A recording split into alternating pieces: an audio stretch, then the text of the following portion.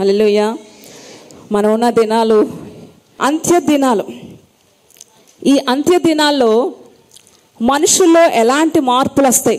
అంత్య దినాల్లో మనుషుల్లో ఏ రకమైన మార్పులు వస్తాయి అంత్య దినాల్లో అని బైబిల్ చెప్తుందో ఒకసారి చూసుకుందాం. దాని తర్వాత ఈ 20 రకాల మార్పులు ఎవరిలో ఉన్నాయో చెప్తున్నప్పుడు అసలు మనలో ఉన్నాయో లేవో కూడా చూసుకోవాలి. మనుషుల్లో వస్తున్న ఈ యొక్క మార్పులు ఏంటో ఒకసారి చూసుకుందాం, ఎలాంటి మార్పులు వస్తాయో. ఈ యొక్క వచనం మీద మాత్రమే వాక్యం ఆధారపడి ఉంటుంది. ప్రతి ఒక్కరు తీయాలి. 2వ తిమోతిలు రాసిన పత్రిక 3వ అధ్యాయం 1 నుంచి 5 వచనాలు. ఇందులో 20 దుర్గుణాలు అంటే చెడ్డ గుణాలు అంటండి ఈ అంత్య దినాల్లో మనుషుల్లో బయలుపడతాయట. చదువుతున్నప్పుడు చూడండి, 20 రకాల దుర్గుణాలు ఉంటాయి ఈ అంత్య దినాల్లో మనుషుల్లో కలిగే ఈ చెడు మార్పులు. వీటి కోసం మనం తెలుసుకోవాలి తప్పకుండా.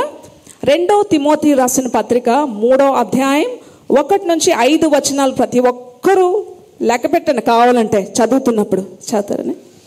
అంత్య దినములలో అపాయకరమైన కాలములు వచ్చినని తెలుసుకునము.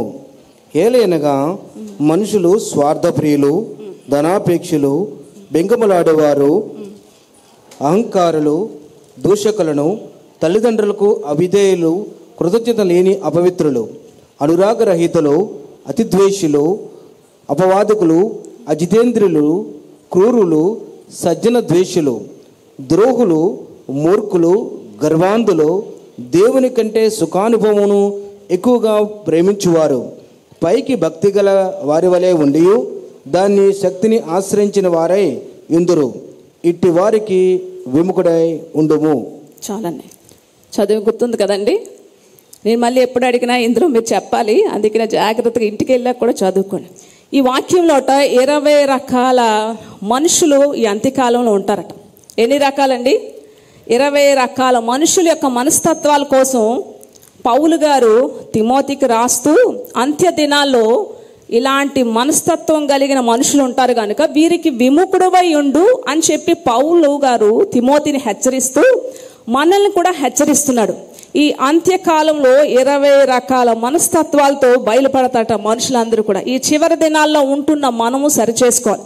ఈ విషయాల మీద కానీ అవగాహన లేకపోతే విడవబడతాం. ప్రస్తుతానికి అంతా బాగానే ఉంటుంది, కానీ ఈ 20 రకాల విషయాల మీద ఈ అంత్య దినాల్లో అవగాహన లేకపోతే చాలా భయంకరమైన పరిస్థితులు మనం ఎదుర్కోవాల్సి వస్తుంది. వాక్యం చెప్తున్నప్పుడు మనల్ని మనం సరిచేసుకోవాలి, అంతేగాని కోపగించుకోవడం. 20 రకాలు చూసాం కదా, ఇందులో ఏదో ఒకటి బయలుపడుతుంది. కోపగించుకోవడం అనేది ఎట్టి పరిస్థితిలో ఉండకూడదు వాక్యం చెప్పేటప్పుడు. ఎందుకంటే మన జీవితం, మనిషి జీవితం అంటే ఏ రోజు ఎలాగుంటుందో తెలియదు, అంతేనా? వారంటీ లేదు, అస్సలు పూర్తిగా వారంటీ లేదు ఇప్పుడైతే కదండి. ఈరోజు బ్రతికిన మనిషి రేపు ఉంటాడో లేదో తెలియదు. ఇలాంటి ఆఖరి దినాల్లో మన జీవితంలో ఈ విషయాల మీద అవగాహన లేకపోతే మనం విడవబడతాం. అందుకే ఈ 20 రకాల విషయాల మీద చాలా అవగాహన ప్రతి ఒక్కరికి కూడా ఉండాలి. నిత్య జీవితంలో, మనిషి జీవితంలో ఈ ఆనందం, ఆరోగ్యం, సంతోషం, దుఃఖాలు, కష్టాలు, సుఖాలు ఇవన్నీ కూడా మనిషి జీవితంలో నిత్యావసర వస్తువులు లాంటివి. ఉప్పులు, పప్పులు, షాంపూలు, సబ్బులు, పేస్టులు ఇవన్నీ నిత్యావసరంగా మనకి ఎలాగవసరమో మనిషి జీవితంలో ఈ యొక్క శ్రమలు, కష్టాలు, దుఃఖాలు, సుఖాలు, ఆనందం, సంతోషం ఇవన్నీ కూడా ఒక నిత్యావసర వస్తువులు లాంటివి. అందుకని వీటికి మనం అలవాటు పడిపోవాలి. మనిషి అన్నాక మనిషికే కదండి ఇలాంటివన్నీ. ఇక్కడ జంతువులకు ఉండవు కదా, జంతువులకు సుఖాలు, బాధలు, కష్టాలు, ఆరోగ్యాలు ఇలాంటివి ఉంటాయా? మనిషికి మాత్రమే ఇవ్వబడినవి ఇవి. కనుక నిత్య జీవితంలో ఈ నిత్యావసర వస్తువులు ఎలాంటివో మనం కూడా అలవాటు చేసుకోవాలి. అందుకని నిత్య జీవానికి కావాల్సిన అవసరాలు ఏంటో వాటిని మాత్రమే మనిషి ఒక క్రైస్తవుడు ఎత్తుక్కోవాలి. కనుక ఈ 20 దుర్గుణాల్లో మొట్టమొదటిది చెప్తారా? స్వార్థప్రియులు. సింపుల్గా ఒక మాట చెప్పాలంటే, మా ఇంటికి వస్తే ఏం తెస్తావు? మీ ఇంటికి వస్తే చెప్పండి, మా ఇంటికి వస్తే ఏం తెస్తావు? మీ ఇంటికి వస్తే ఏమి ఇవ్వాలి కాదు, ఏమి ఇస్తావు? సింపుల్గా ఒక మాట చెప్పాలండి, అంతేగాని నేనేం పెడతాను, నేనేం చేస్తాననే ప్రసక్తే ఉండదు కదండి. నేను అనేది నా స్వార్థం. బైబిల్ గ్రంథంలో ఇలాంటి వ్యక్తులట ఆఖరి దినాల్లో స్వార్థప్రియులు ఎక్కువగా బయటపడుతుంటారట. బైబిల్ గ్రంథంలో ఒక మూర్ఖుడు ఉన్నాడు. ఆ మూర్ఖుడు ఎంత దుర్మార్గంగా మాట్లాడుతున్నాడో, ఎంత స్వార్థంతో ఒక మాట మాట్లాడుతున్నాడో ఆ వ్యక్తి కోసం ఒకసారి చూద్దామా. 1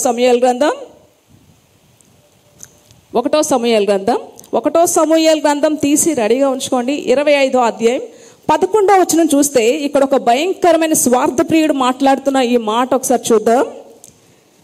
ఏ అంటున్నాడు, దీనికోసం చాలా వివరించుకోవాలి. నేను సంపాదించుకున్న అన్నపానములను నా గొర్రెల బొచ్చు కత్తిరించే వాని కొరకు నేను వధించిన పశుమాంసం తీసి నేను బొత్తుగా ఎరగని వారికి ఇత్తునా. బొత్తిగా ఎరగని వారికి ఇత్తునా అంటున్నాడు. ఏమంటున్నాడండి, నేను ఈ యొక్క ఆఖరి దినాల్లో ఇలాంటి స్వార్థప్రియులు బయటపడతారట. ఇలాంటి వాళ్ళ కోసం తెలుసుకోవాలంటే తప్పకుండా పాత నిబంధన గ్రంథంలోకి వెళ్లాల్సిందే. ఈయనేమంటున్నాడు, ఈ ఆఖరి దినాల్లో ఇలాంటి మనస్తత్వం గాలట బయటపడతారట. ఈయనేమంటున్నాడు, సింపుల్గా చెప్తున్నాను, నేను సంపాదించుకున్నాను, నా ఆహారం ఒక ముక్కు ముఖం తెలియని వ్యక్తికి నేను ఇవ్వాలా అంటున్నాడు. అసలు ఈ వ్యక్తి ఎవరు, ఎంత స్వార్థమో చూసారండి. ఈ వ్యక్తి కోసం ఫస్ట్ మనం తెలుసుకోవాలి. ఈ వ్యక్తి కోసం అందుకే 1 సమూయేలు మీరు అలాగే తీసి పట్టుకోండి, 25వ అధ్యాయంలోనే ఉండాలి. 1 సమూయేలు గ్రంథం 25వ అధ్యాయం. ఈ వ్యక్తి నాబాలు. ఈ వ్యక్తి యొక్క మనస్తత్వం, ఈ వ్యక్తి ఎలాంటి వ్యక్తి, ఇతని కోసం ఒకసారి తెలుసుకుందాం. 2-3 వచనాలు చదువుకుందాం. కర్మేలులోని మయోనందు ఆస్తి గలవాడొకడు కాపురముండెను. అతడు బహుభాగ్యవంతుడు. అతనికి 3000 గొర్రెలను 1000 మేకలను ఉండెను. అతడు కర్మేలులో తన గొర్రెల బొచ్చు కత్తిరించుటకై పోయి ఉండెను. అతని పేరు నాబాలు, అతని భార్య పేరు అబీగయలు. చాలు. ఈ నాబాలు కర్మేల్లో ఉంటాడు, భాగ్యవంతుడు, అలాగే ఆస్తిపరుడు. కానీ ఎలాంటి వాడటండి, దుర్మార్గుడు, అలాగే మొరటివాడు. ఈ నాబాలు చాలా ఆస్తిపరుడు. వాళ్ళకి ఎప్పుడైతే ఈ నాబాలుకి ఆపద వచ్చినప్పుడు ఇతరులు ఎప్పుడైతే ఈయన సహాయపడ్డాడో, ఆ సహాయము ఇతరులకు వచ్చినప్పుడు ఈయన చెయ్యాలనుకుంటే గనక ముఖం తిప్పేస్తాడంట. సౌలు ద్వారా దావీదు తరంబడుతున్నప్పుడు సౌలు అనేక సార్లు దావీదుని తరిమాడు. అలాంటప్పుడు గుహల్లో, లోయల్లో, కొండల్లో దాక్కున్నాడు దావీదు. దాక్కొని చాలా పరిస్థితులు ఘోరంగా తయారైనప్పుడు తినటానికి ఆహారం లేదు. దావీదు తన యొక్క సేవకులు కూడా అనేక చోట్ల గుహల్లో, లోయల్లో, కొండల్లో దాక్కున్నారు. ఎవరు, సౌలు తరుముతున్నప్పుడు. అలాంటి సమయంలో ఇంకా తినటానికి కానీ ఇంకేం లేదు, వాళ్ళకి ఇంకా శక్తి లేదు, దాక్కోవడానికి పరిగెత్తడానికి కూడా శక్తి లేదు. ఈ విషయం చెప్పమని దావీదు నాబాల్ దగ్గరికి తన సేవకులను పంపించాడు. ఏమని చెప్పాడంటే, నీ గొర్రెల కాపర్లు మా దగ్గర ఉండేటప్పుడు వాళ్ళకి ఎటువంటి హాని మేము చేయలేదు, వాళ్ళకి ఎంతో రక్షణ మేము కల్పించాం, నిజంగా వాళ్ళని ఎంతగానో కాపాడాం, కావాలంటే నీ దగ్గరున్న గొర్రెల కాపర్లని అడగండి ఈ విషయం అని చెప్పి, మేము ఇప్పుడు చాలా కష్ట పరిస్థితిలో ఉన్నాము, అంటే నీకు ఒక రోజు ఉపకారం చేశాం కదా, నీ గొర్రెల కాపర్లకి వీళ్ళందరికీ మేమేం హాని చేయలేదు కదా. నిజానికి అక్కడ ఏదో భయంకరమైన పరిస్థితి ఎదుర్కొని ఉండొచ్చు, కానీ దావీదు తన యొక్క సేవకులు మనం ఇలా చేయకూడదు, వీళ్ళని కాపాడాలని చెప్పి ఆ కష్టకాలంలో నాబాలు యొక్క గొర్రెల్ని, వాళ్ళ కాపర్లని వీళ్ళు కాపాడారు. ఆ విషయం చెప్పమని చెప్పి, ఇప్పుడు నేను కష్టంలో ఉన్నాను, ఎవరు, దావీదు తన యొక్క సేవకులందరూ కూడా మేము కష్టంలో ఉన్నాము, మేము అలసిపోయి ఉన్నాము, తినటానికి కూడా సరిగ్గా సరైన తిండి లేదు, ఎందుకంటే సౌలు మమ్మల్ని తరుముతున్నాడు.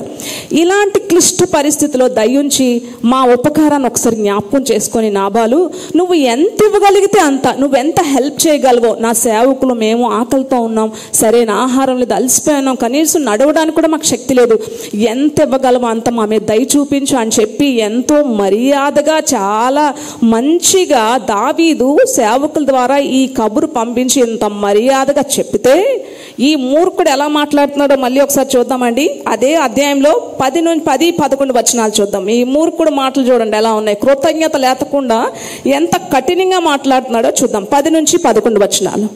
నాబాలు, దావీదు ఎవడు, ఇష్షే కుమారుడు ఎవడు, తన యజమానులకు విడిచి పారిపోయిన దాసులు ఇప్పుడు అనేకులున్నారు. నేను సంపాదించుకున్న అన్నపానములను నా గొర్రెల బొచ్చు కత్తిరించి వాని కొరకు నేను వధించిన పశుమాంసం తీసి నేను బొత్తుగా ఎరగని వారికి ఇత్తునా అని దావీదు దాసులతో చెప్పగా. చాలు. ఏమంటున్నాడు, ఎంత మూర్ఖంగా మాట్లాడుతున్నాడు. దావీదు ఎవరు, యెష్షే కుమారుడు ఎవరు, యజమాని దగ్గర నుంచి పారిపోయాడు కదా, దొంగచాటును పారిపోయి దాక్కుంటున్నాడు కదా ఆ వ్యక్తి. అయినా నేను సంపాదించుకున్నాను, నా కష్టం, నేనెవరో ముక్కు ముఖం తెలియని వాళ్ళకి ఇవ్వడం ఏంటి అని చెప్పగానే వెంటనే ఈ కబురు తీసుకెళ్ళి దావీదుకి తన దావీదుకి ఈ సేవకులు చెప్పారు, నాబాలు ఇలా మాట్లాడుతున్నాడని. వెంటనే పదండి, మనకి సహనం ఓర్పులు ఇలాంటివి పనికిరావు, ఎవరి కత్తులాలు రెడీ చేసి పట్టుకొని పదండి, అందరూ కూడా సిద్ధపడండి అని చెప్పగానే ఈ విషయం ఇక్కడ జరిగిన ఈ పరిస్థితి అంతా కూడా నాబాలు యొక్క సేవకుడు ఎవరికి చెప్పాడంటే నాబాలు యొక్క భార్య అబీగయల్కి చెప్పాడు. అమ్మా, మన యొక్క యజమానుడు ఎంత మొరటివాడో ఎంత మూర్ఖుడో ఇప్పుడు బాగా బయటపడింది. ఏం చెప్పాడంటే ఇలా చెప్పాడు, నిజంగానే వాళ్ళు ఒకప్పుడు ఎంతో మాకు హెల్ప్ చేశారని చెప్పి అక్కడ నాబాలు యొక్క సేవకుడు తన భార్యతో ఏమని చెప్తున్నాడు ఒకసారి చూద్దాం. 14, 15, 16 వచనాలు చూద్దాం. పనివాడు ఒకడు నాబాలు భార్యన అబీగయలుతో ఇట్లనెను, అమ్మా, దావీదు అరణ్యముల నుండి మన యజమానికి కుశల ప్రశ్నలు అడుగుటకై దూతలను పంపగా అతడు వారితో కఠినముగా మాట్లాడెను. అయితే ఆ మనుషులు మాకెంతో ఉపకారం చేసి ఉన్నారు. మేము పొలములో వారి మధ్యన సంచరినంతసేపు అపాయము కానీ నష్టము కానీ మాకు సంభవించనే లేదు. మేము గొర్రెలను కాయచున్నంతసేపు వారు రాత్రింబగళ్ళు మా చుట్టూ ప్రాకారముగా ఉండిరి. అయితే చాలండి, సరిపోద్ది. ఇక్కడ నాబాలు యొక్క యజమానుడు ఏం చేశాడంటే ఈ విషయం అంతా కూడా అబీగయల్కి వెళ్ళి చెప్పాడట. అమ్మా, మన యజమానుడు దావీదు తన సేవకులు వచ్చి వాళ్ళు ఇప్పుడు కష్ట పరిస్థితిలో ఉన్నారు కనుక మీరు దయించి మాకు ఎంత ఇవ్వగలరో అంత ఇవ్వు నాబాలు అని చెప్పి ఎంతో మర్యాదగా మంచిగా కొంచెం సహాయం చేయమని అడిగితే మన యజమానుడు ఎంత మొరటివాడో ఎంత కఠినంగా మాట్లాడాడో ఈ వ్యక్తి. దావీదేవుడు యెషై కుమారుడు ఎవడు ఇష్టం వచ్చినట్టు మాట్లాడారు. ఇప్పుడు వాళ్ళు వెళ్ళి యుద్ధానికి రెడీ అవుతున్నారు, మొత్తం మనకున్న ఆస్తి మొత్తం సర్వనాశనం చేసేస్తారు, ఎంత భయంకరంగా ఉంది పరిస్థితి అనగానే వెంటనే ఈ అబీగయల్ ఏం చేస్తుందంటే వెంటనే వాళ్ళకి ఏం కావాలో అన్నీ కూడా ఆ ద్రాక్ష ఆడలు వాళ్ళకి కావాల్సిన అవసర రొట్టెలు అన్నీ కూడా అక్కడ ఉన్న గాడిదల మీద ఎక్కించి ఎంతమందికి ఆహారం కావాలో అన్నీ కూడా సిద్ధం చేసి వెంటనే త్వరగా తిను, అలాగే పనవారిని కూడా పట్టుకొని వెళ్ళి దావీదు దగ్గరికి వెళ్ళి దూరంగా ఉండే సాష్టాంగపడి నమస్కరిస్తుంది. అయ్యా, దయచేసి క్షమించు, నా భర్తకి నాబాల్ అనే పేరు సరైందే. నాబాల్ అంటే మొరటివాడే, మొండివాడే, చాలా దుర్మార్గుడు. ఆ పేరుకి సెట్ అయింది కరెక్ట్గా మనిషికి. కనుక ఆ వ్యక్తిని అస్సలు నువ్వు పట్టించుకోవద్దు, దయ ఉంచి 2 చేతులు పెట్టి నేను నమస్కరిస్తున్నాను, నువ్వెంతో గొప్ప ఉపకారం చేసావని చెప్పి మా దగ్గర ఉన్న గొర్రెల కాపరులు చెప్తున్నారు. ఆ మూర్ఖుడు ఇలా చేశాడు కనుక దయచేసి మమ్మల్ని క్షమించి ఈ ఆహారాన్ని తీసుకో, ఒక్కసారి క్షమించయ్యా అని అంటే అప్పుడు దావీదు క్షమిస్తాడు. క్షమించి తప్పకుండా దేవుడు నీకు తోడయ్యుండును, నిన్ను బట్టి నీ భర్తను వదిలేస్తున్నాను అని చెప్పి వార్నింగ్ ఇచ్చి వదిలేస్తాడు. ఆ తర్వాత అంటే స్వార్థ ప్రియులకి ఆఖరికి ఎలాంటి గతి పడుతుంది అని చెప్పడానికి ఆ తర్వాత ఈ నాబాలుకి పట్టిన గతి ఏంటో అది కూడా ఒకసారి చూద్దామండి. 36, 37, 38 వచనాలు చూద్దాం. అబీగయలు తిరిగి నాబాలు నదుకు రాగా రాజులు విందు చేసినట్లు అతడి ఇంటిలో విందు చేసి త్రాగుచు బహు సంతోషించుచు మత్తుగా ఉండెను గనుక తెల్లవారి వరకు ఆమె అతనితో కొద్ది గొప్ప మరేమీ చెప్పక ఊరకు నిండెను. ఉదయమున నాబాలుకు మత్తు తగ్గినప్పుడు అతని భార్య అతనితో ఆ సంగతులు తెలియజెప్పగా భయం చేత అతని గుండె పెగలెను. అతడు రాత్రి వలె బిగుసుకుని పోయిను. 10 దినములైన తరువాత యెహోవా నాబాలును మొత్తగా అతడు చనిపోయెను. చాలండి.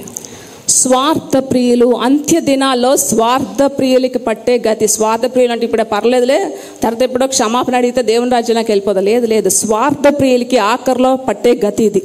అయితే ఈ విషయం అయిపోయింది మొత్తం అంతా. ఈ నాబాల్ భార్య అబీగయల్ వచ్చి చూస్తే చక్కగా రాజులు విందు చేసుకునే అంతగా విందు చేసుకొని చక్కగా తాగుతున్నాడు, తింటున్నాడు, తూలిపోతున్నాడు, మంచి మత్తులో ఉన్నాడు. సో ఈ వ్యక్తికి మత్తులో చెప్పామంటే బుర్రకెక్కదు, మత్తు వదిలేక చెప్తానని చెప్పి మత్తు వదిలేసాక చెప్పింది. ఇప్పుడు నువ్వు చేసిన భయంకరమైన పరిస్థితికి అక్కడ వాళ్ళు యుద్ధానికి రెడీ అయ్యారు, మొత్తం అంతా కూడా మంది అయిపోద్ది, సర్వనాశనం చేసేస్తారు అనగానే వెంటనే భయపడిపోయాడు, గుండె ఆగిపోయినంత పరిస్థితి వచ్చింది, ఒళ్ళంతా కూడా బిగిసిపోయింది, ఇంకా శక్తిహీనుడిగా లేకుండా మంచం పట్టేశాడు. 10 రోజుల తర్వాత దేవుడు మొత్తగానే ఏమయ్యాడు, చనిపోయాడు నాబాలు. స్వార్థ ప్రియులు అంత్య దినాల్లో స్వార్థ ప్రియులు ఉంటారట. ఇలాంటి స్వార్థ ప్రియులకి విముఖుడువై ఉండు అని చెప్పి అపోజిట్ అయిన పౌలు తిమోతికి రాస్తూ మనల్ని కూడా హెచ్చరిస్తున్నాడు. స్వార్థం ప్రియులకట ఉపకార ధర్మం ఉండదట. ఉపకారానికి ఏం చేశాడు? అపకారం చేశాడు. కనుక అంత్య దినాల్లో స్వార్థాన్ని విడిచిపెట్టాలి. హల్లెలూయా. సో ఈ విధంగా ఆఖరి వరకు కూడా అంత్య దినాల్లో ఎవరుంటారట? స్వార్థ ప్రియులు. చెప్తారండి, స్వార్థ ప్రియులు. ఒకసారి షోమ్రోన్లో భయంకరమైన కరువు వచ్చింది. షోమ్రోన్లో భయంకరమైన కరువు ఎలా వచ్చిందంటే, ఒక గాడిద తల 80 రూపాయలకు అమ్మేవారట. అలాగే ఒక అరపావురపు రెట్ట 5 రూపాయలకు అమ్మేవారట. షోమ్రోన్, బైబిల్ గ్రంథంలో షోమ్రోన్. ఇప్పట్లో మేక తలకాయలు, గొర్రె తలకాయలు తింటున్నారు, కానీ అప్పుడు ఏం తలకాయలు? గాడిద తలకాయలు తినేవారేమని తెలియదు నాకు.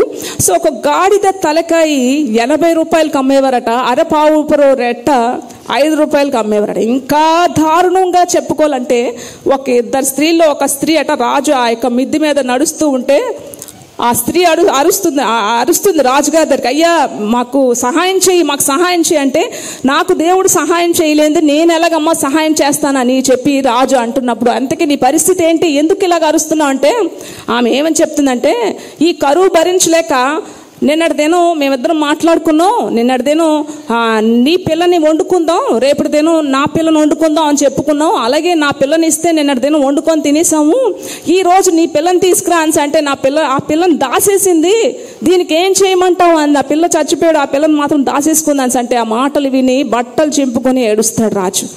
అలాంటి సమయంలో దేవుడు కనికరం దిగి షోమ్రోన్లో ఆ యొక్క సిరియన్లందరినీ కూడా పారద్రోలుతాడు దేవుడు.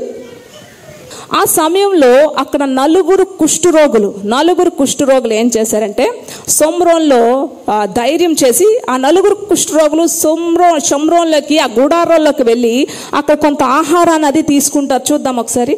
అక్కడ కుష్ఠరోగులు అక్కడున్న ఆహారాన్ని, ఆ వస్తువులన్నిటిని కూడా దోచుకుంటారు. 2వ రాజుల గ్రంథం 7వ అధ్యాయం.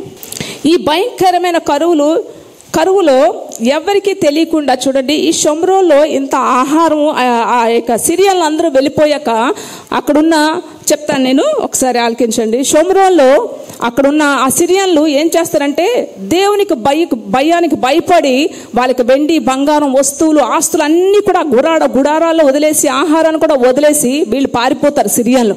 అలాంటి సమయంలో ఈ నలుగురు కుష్ఠరోగులు ఏం చేస్తారంటే, ఆ గుడారాల్లోకి వెళ్ళి ధైర్యం చేసి అక్కడ అన్నీ కూడా దోచుకొని చూడండి అడుక్కుంటారు ఈ యొక్క కుష్ఠరోగులు. ఈ అడుక్కున్న వారికి సడన్గా మంచి ఆహారం, అప్పటికే భయంకరమైన కరువు, ఆ కరువు సమయంలో మంచి ఆహారం, వెండి బంగారం వస్తువులు దొరుకుతున్నాయి అంటే ఏమనిపిస్తుందండి?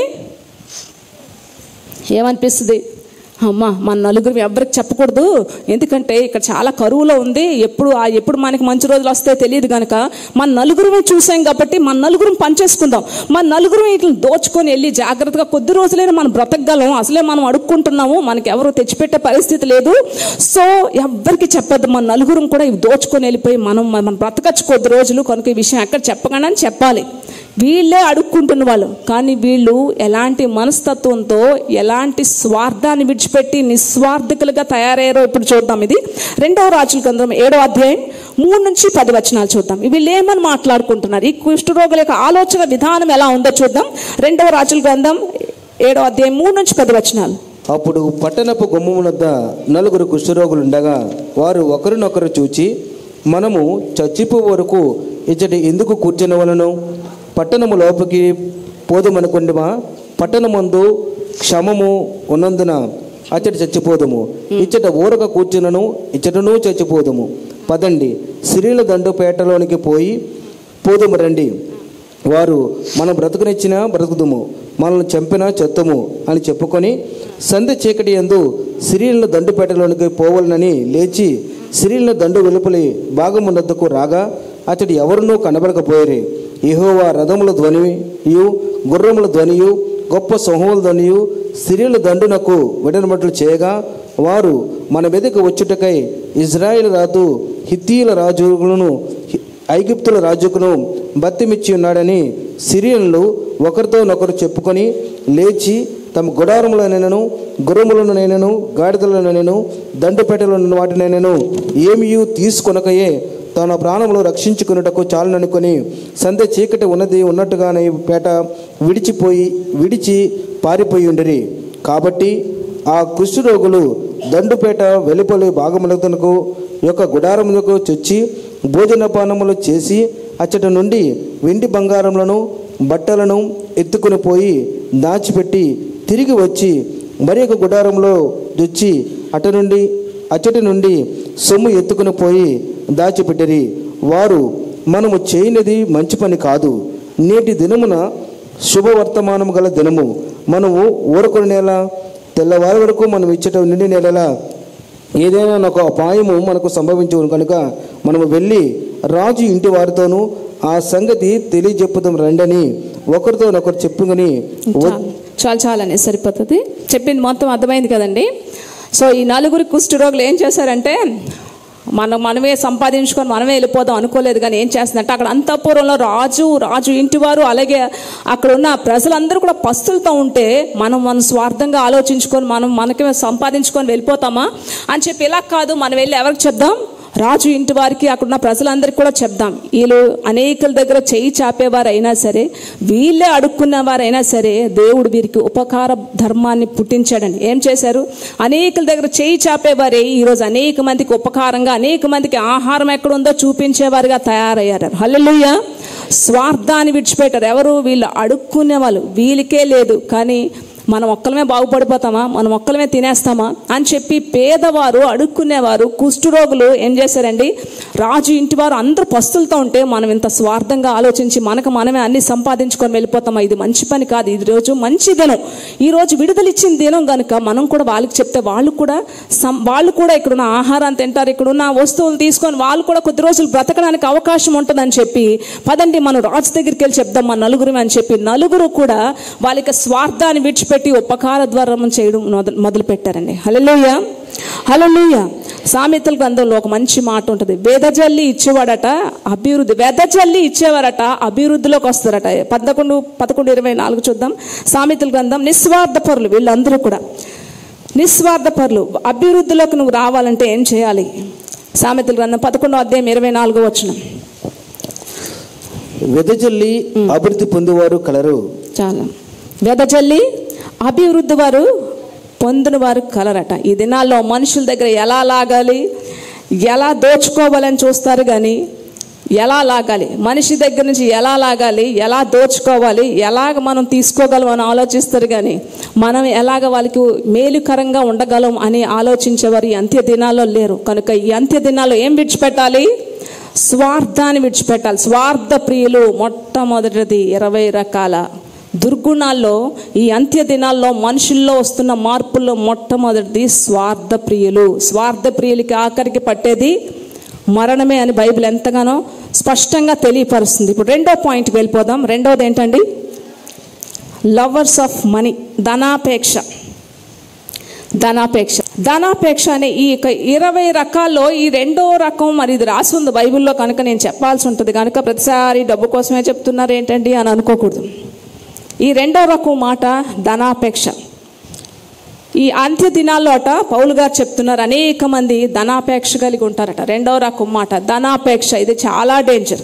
పౌలు గారు తిమోతికి రాస్తూ ఈ అంత్య దినాల్లో ధనాపేక్ష అంటే ధన వ్యామోహం, డబ్బుకు లోకం దాహసోహం అయిపోతున్నాడు. యోబు గ్రంథం 27:19 చూద్దాం ఒకసారి. యోబు గ్రంథం 27:19. ధనం ఉంటుందట, డబ్బు ఉంటుందట, కానీ వాళ్ళు నిద్రలోనే పైకి వెళ్ళిపోతారట. యోబు గ్రంథం 27:19. వారు ధనము గల వారై పండుకొందరు గాని మరలా లేవరు, కన్నులు తెరవగానే లేకపోవుదురు.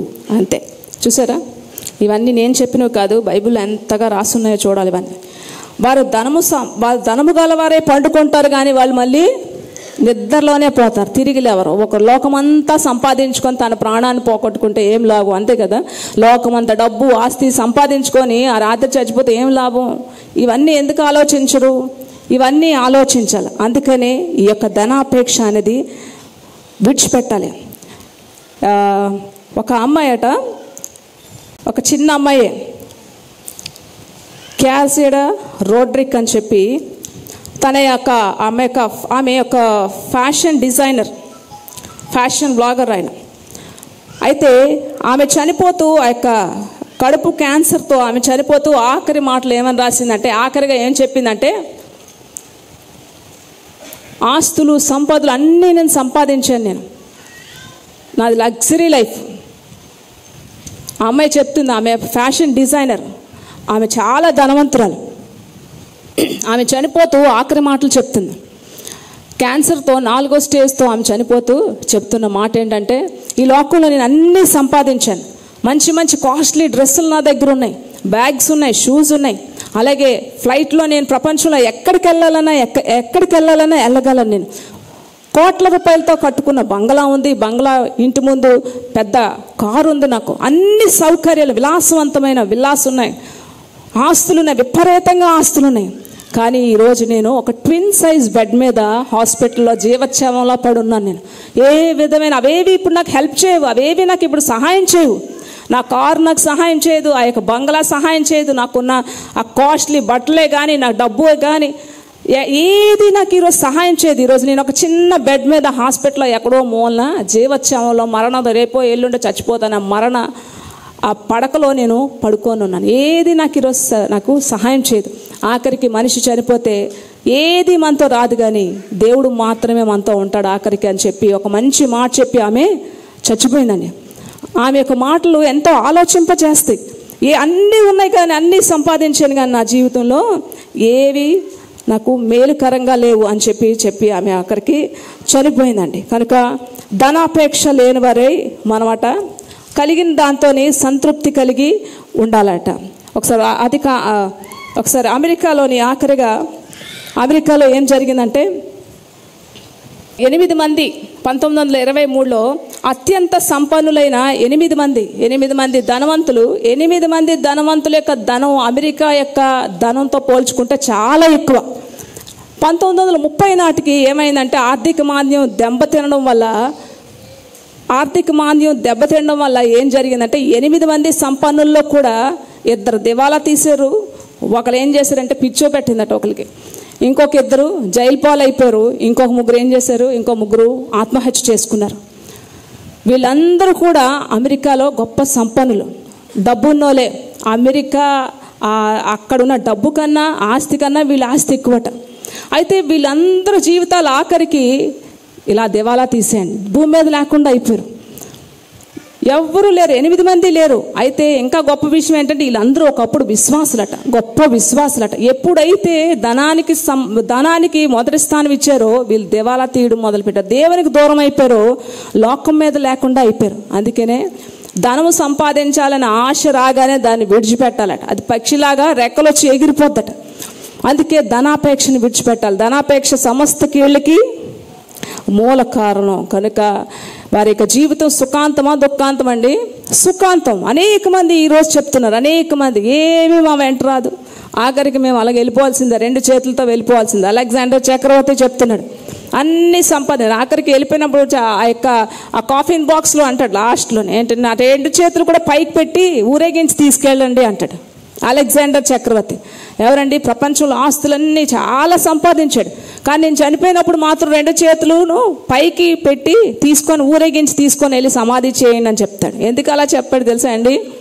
ఎందుకంటే చూడండి, 2 చేతులు ఆఖరికి నేను ఇంత ప్రపంచంలో అన్ని ఆస్తులు సంపాదించాను, కానీ నేను చచ్చిపోయినప్పుడు ఒక పైసా కూడా తీసుకెళ్ళట్లేదు, ఖాళీ చేతులతో వెళ్ళిపోతున్నాను ప్రతి మనిషికి తెలియాలి.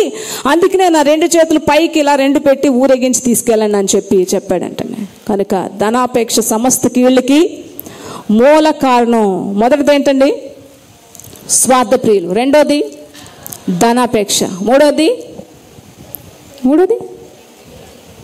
మూడోది వచ్చే వారం ఆల్టర్నేట్ వీక్స్లో చెప్పుకుందాం. ఎందుకంటే 20 లక్షణాల్లో ఇంత త్వరగా మనం చెప్పుకోవడం చాలా కష్టం కనుక 20 లక్షణాల్లో మనం 2 మాత్రమే ఈరోజు చూసుకున్నాం. మొదటిది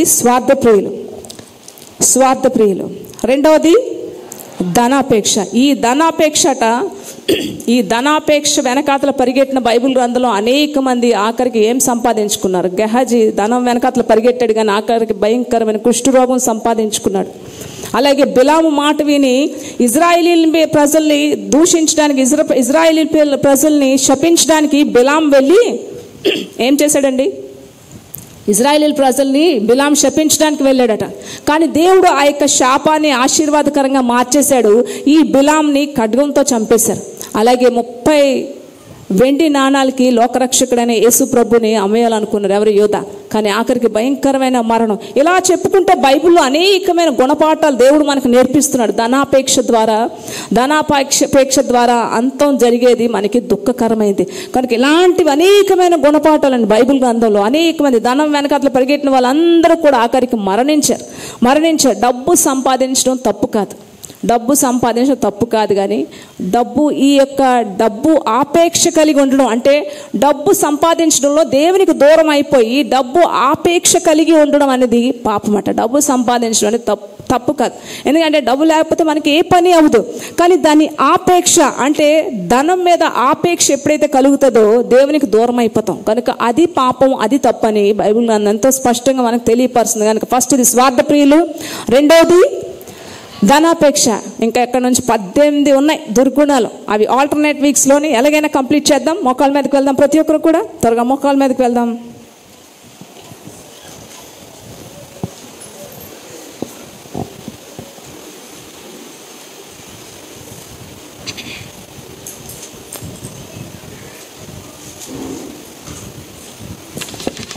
మోకాళ్ళ మీదకి వెళ్దాం. అంత్య దినాల్లో స్వార్థ ప్రియులు, నేను నా కుటుంబం బాగుంటే చాలు అనే స్వార్థాన్ని విడిచిపెట్టాలి.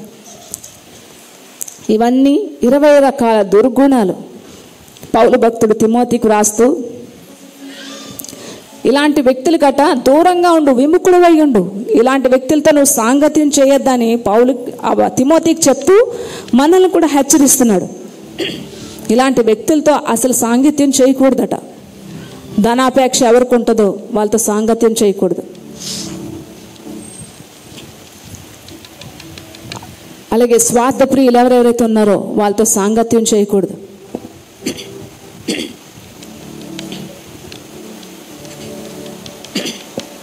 ఇంకా 18 రకాలు ఉన్నాయండి. ఈ అంత్య దినాల్లో మనుషుల్లో ఇలాంటివన్నీ కనపడతాయట, బయటకు వస్తుంటాయట ఒక్కొక్కటి కూడా. ఇలాంటివి మనలో ఉన్నాయేమో మనం పరీక్షించుకోవాలి. బియ్యంలో రాళ్ళు వేస్తారు కదా, అలాగ మనలోంచి తీసుకోవాలట. వాక్యం చెప్తున్నప్పుడు ఇది నాలో ఉందా అని ఒకవేళ ఉంటే దీన్ని విడిచిపెట్టాలి. పాపాన్ని ఒప్పుకొని విడిచిపెట్టేవాడు కనికరించబడును.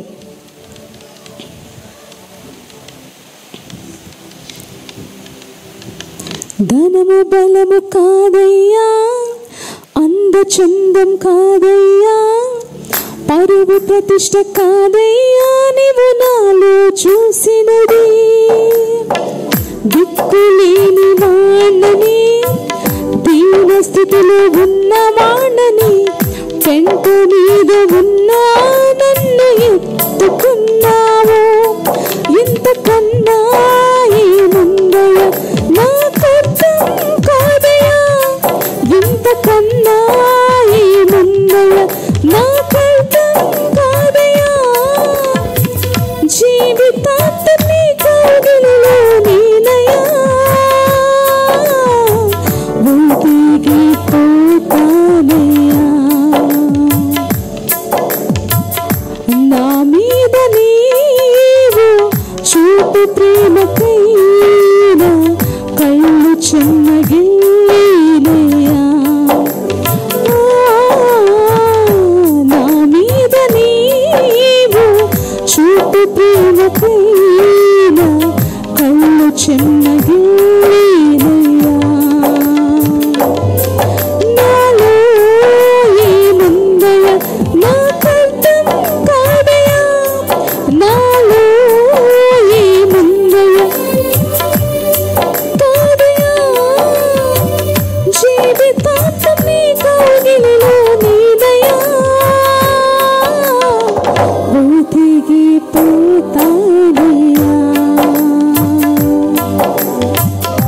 నా మీద నీవు చూపు ప్రేమకైనా కళ్ళు చెమ్మగిల్లయ్యా.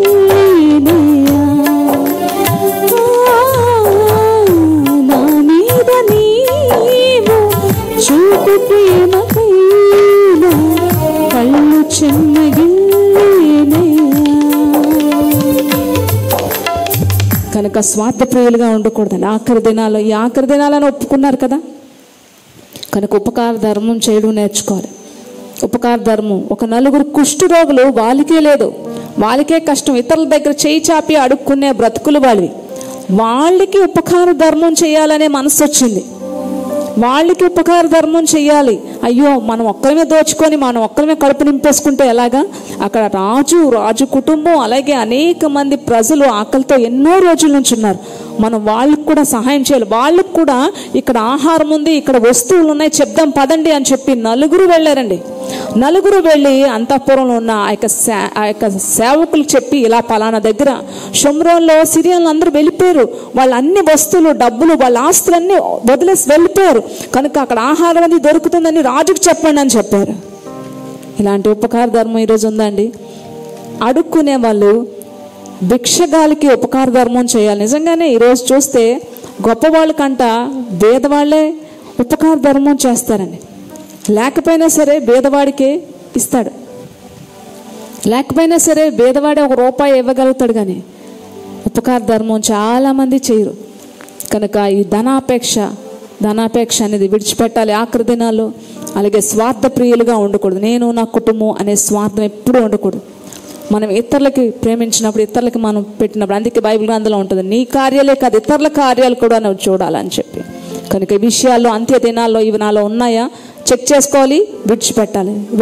ఏం పట్టుకెళ్ళిపోతారు? ఆమె అంటుంది ఆఖరి దినాలు ఏమంటుంది, అన్నీ ఉన్నాయి, ఇంటి నిండా పనులు ఉన్నారు, కారు ఉంది, ఏ ఫ్లైట్లోని నిన్ను ప్రపంచ దేశాలు ఎక్కడికైనా వెళ్ళే సత్తా నా దగ్గర ఉంది. ఇప్పుడు ఏవి సహాయపడలేకపోతున్నాయి, అవన్నీ నాకు సహాయం చేయలేక, నా బంగ్లా నాకు సహాయం చేయదు, నా కారు నాకు సహాయం చేయదు, నా బ్యాంక్ బ్యాలెన్స్ కోట్ల రూపాయలు మూలుగుతున్నాయి, సహాయం చేయలేవు, ఇంక రేపో మాపో చచ్చిపోతాను, అవేవి నన్ను రక్షించలేవు.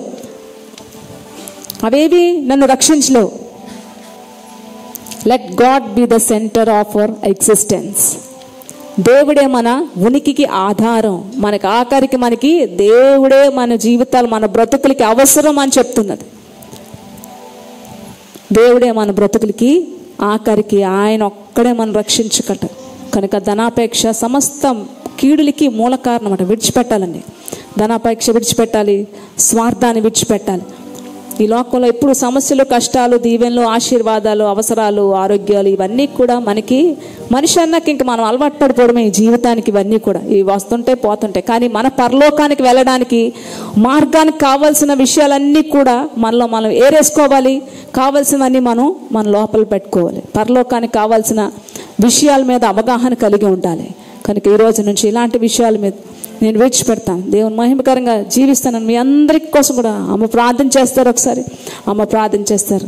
ప్రతి ఒక్కరు కూడా మన చేతులు ఆయన వెప్పెత్తి ప్రతి ఒక్కరు కూడా, ప్రభా అంత్య దినాల్లో లేదు ఈ లోకం వరకే నేను బ్రతకాలనుకుంటున్నాను, ఈ లోకం వరకు నేను బ్రతుకుతాను అనుకున్న వరకు మీకు అవసరం లేదు, ఈ మాటలే అవసరం లేదు, నాకు నిత్యత్వం ప్రాముఖ్యమైంది, నిత్యత్వంలో ఉండడం నాకు ప్రాముఖ్యమైంది అంటేనే మీ చేయతితో మీకోసం ప్రార్థన చేస్తారమ్మ.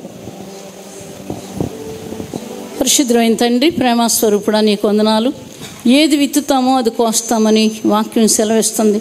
మంచిది నాయన, బిడ్డలందరూ విత్తడానికి కృప దయచేయండి దేవా, మాకు దయచేయండి. మంచిదాన్నే విత్తడానికి కృప దయచేయండి, చెడ్డదాన్ని విత్తకుండా సహాయం చేయండి నాయన. నీకు స్తోత్రాలు చెల్లిస్తున్నాం. చేతులు ఎత్తిన బిడ్డలందరినీ దీవించి ఆశీర్వదించండి. ఈ వాక్యం వారి హృదయంలో ఉండి ఈ విధమైన జీవితాలు మేము జీవించాలని ఆశ దయచేయండి తండ్రి. నీకు వందనాలు చెల్లిస్తున్నాను. మీరు పరలోకం విడిచి ప్రభా మా అందరి కొరకు ప్రాణం పెట్టడానికి సిలువలోకి వచ్చారు. స్వార్థం చూసుకోకుండా తండ్రి నాయన తండ్రి, భయంకరమైన దెబ్బలు, హింసలు, అవమానాలు తండ్రి, మరణం కూడా వచ్చింది దేవ. అటువంటి శ్రమ అనుభవించడానికి మానవులమైన పాపులమైన మా కొరకు తిరిగి వచ్చిన దేవుడు, అది గమనించి ఇతరులకి సహాయమే చేయటానికి నాయన, మేలు చేయటానికి మా జీవితాల్లో ప్రభా అది నేర్పించండి. అదే మాకు ఉనికిగా పరమార్థంగా ఉంచండి, సహాయం చేయండి నాయన. ప్రతి బిడ్డను దీవించండి, మమ్మల్ని దీవించి ఆశీర్వదించండి. యేసుక్రీస్తు నామమున అడిగి వేడుకొని ప్రార్థిస్తున్నాం తండ్రి. ఆమేన్. హల్లెలూయా, హల్లెలూయా.